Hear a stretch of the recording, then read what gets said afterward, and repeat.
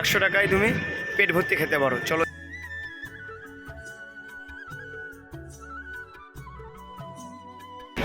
Contact হয়েছে 2000 টাকায়। পরবর্তীকালে যখন গাড়ি থেকে নামছি তখন আমাদের সমস্যায় পড়তে হচ্ছে, শুধু ঝাড় দেবো, পরিষ্কার করে নেবো, তারপর এখানে থাকবো। তো গাইস, আজকে আমাদের তৃতীয় দিনের যাত্রা শুরু।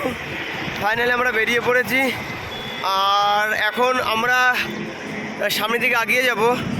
আশা করা যায় আজকে ইউপি ছেড়ে বিহারে ঢুকে পড়বো। আর কতটা কি হয় চলো সামনের দিকে এগিয়ে যাওয়া যাক। আর এখনও বেশি রাস্তা বাকি নেই, আর বাকি আছে মাত্র 12 কিলোমিটার। ইউপি ছাড়তে 12 কিলোমিটার বাকি আছে। আর আজকে বিহার এর মাঝ বরাবর চলে যাবো প্রায়। তো গাইস, তোমরা দেখতেই পাচ্ছ অবশেষে আমরা মেন রোডে উঠে পড়েছি। ইউপিতে এখনও আছি, এখান থেকে বিহার বর্ডার আর মাত্র 12 কিলোমিটার। আজকের মধ্যে আমরা বিহারের অনেকটা ভেতরে চলে যাব। আর যদি তার মাঝে কোনো হেল্প পাই অবশ্যই হেল্পটা কাজে লাগাবো। কিন্তু কালকে যখন আমরা গাড়ি করে এসেছিলাম তো ওখান থেকে আমাদের একজনকে 500 টাকা করে দিতে হয়েছে। তো আজকে গাড়িতে ওঠার আগে বলে নেব যে টাকা দিতে হবে কি না, তা না হলে আমরা পরবর্তীকালে যখন গাড়ি থেকে নামছি তখন আমাদের সমস্যায় পড়তে হচ্ছে। তখন যেটা বলছে সেটাই আমাদের দিতে হচ্ছে, তাছাড়া কিছু করার নেই। আর একটা কথা তোমাদের বলবো, চ্যানেল নতুন হয়ে থাকলে অবশ্যই চ্যানেলকে সাবস্ক্রাইব করবে, ফেসবুক থেকে দেখলে অবশ্যই ফলো করে দেবে। চলো সামনের দিকে এগিয়ে যাওয়া যাক। তো গাইজ, অনেকটা চলে এসেছি, প্রায় অনেকটা চলে এসেছি।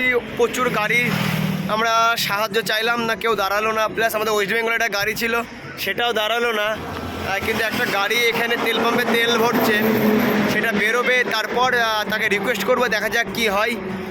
না হলে এখন আমাদের সাইকেলে যেতে হবে। আমরা প্রায় বিহার চলে এসেছি। আর চলো ওনাকে রিকোয়েস্ট করবো, আসছে, রিকোয়েস্ট করার পর দেখবো কী হয়। চলো আসুক, তারপরে ওনাকে বলবো, বলার পর যদি আমাদের নিয়ে যায় তাহলে খুবই ভালো, আর না হলে আবার আমাদের সাইকেল চালাতে হবে।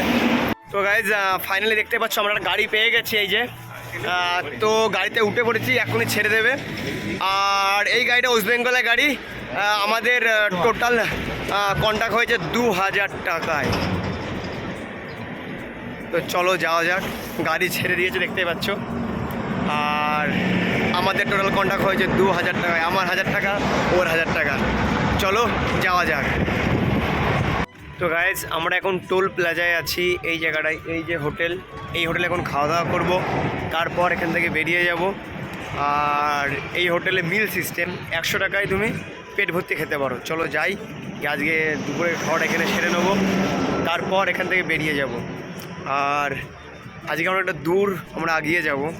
তো গাইস, অবশ্যই দেখতে পাচ্ছ আমাদের খাবার চলে এসেছে। তান্দুরি রুটি, পকোড়া, চাটনি, তরকারি আর ডাল। আর এখানে সিস্টেমটা তোমাদের আগেই বলেছি, মিল সিস্টেম। তোমরা 100 টাকায় যত খুশি খেতে পারো। মাছ 2 পিস, ডিম 2 পিস, মাংস 2 পিস। তো চলো খাবার টেস্ট করা যাক। আর খেয়ে যেটা বুঝলাম, খাবারগুলো টেস্টি আছে। 100 টাকায় যে খাবারগুলো খাচ্ছি সেগুলো খারাপ না, খুবই ভালো এবং খুবই সুস্বাদু, এবং মানে সাথে সাথে বানিয়ে দিচ্ছে। আলু ভাজা, আলু ফ্রাই, যেগুলো পকোড়া যেগুলো দিল সেগুলো একদম সাথে সাথে বানিয়ে দিল, একদম গরম গরম আছে, খুব ভালো লাগলো। চলো তান্দুরিটা তাড়াতাড়ি শেষ করে নিয়ে তারপর আবার ভাত নেবো। তোমাদের জিনিস দেখো, মাছ দেখো, 2 পিস মাছ আছে, কারণ 100 টাকায় 2 পিস মাছ, তান্দুরি রুটি সম্ভব না। আর পেট ভর্তি ভাত তোমরা দেখতে পাবে, আবার ভাত দিয়ে গেল।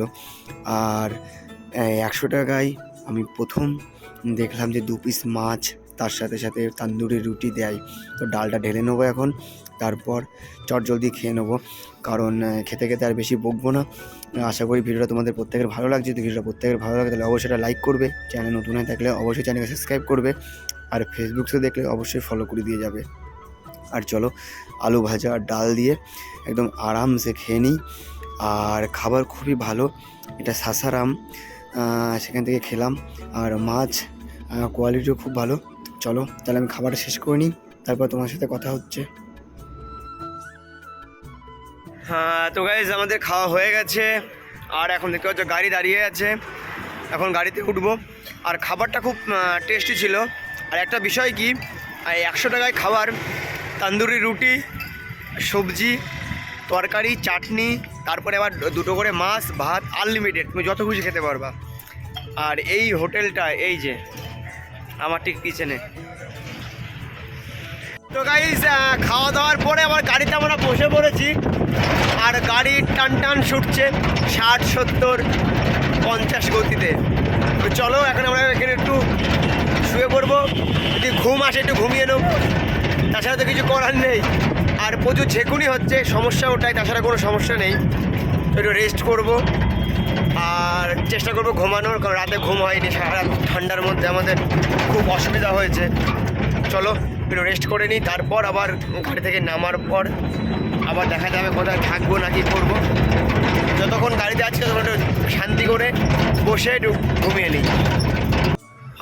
তো গাইজ, তোমরা দেখতেই পাবে এখনও বাজে 10টা বাজতে গেল।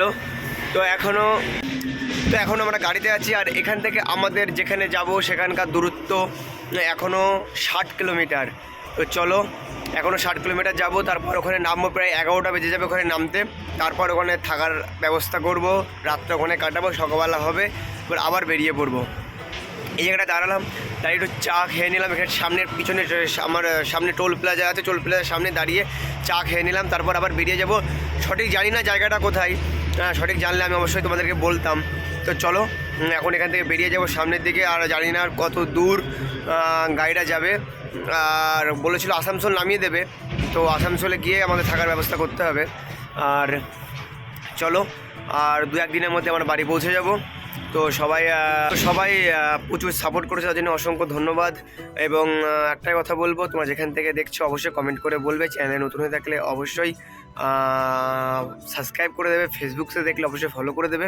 চলো আসানসোল যাই, বা যেখানে আমাদের নামাবে সেখানে যাই, তারপর সেখানে গিয়ে আমি তোমাদের সাথে আবার অনেক কথা বলবো। তো এখন আমরা রানীগঞ্জ নামলাম। রানীগঞ্জ নামার পরে দেখতে আবার সাইকেল সব রেডি হয়ে গেছে, ব্যাগগুলো সাইকেলে বাঁধা হয়ে গেছে।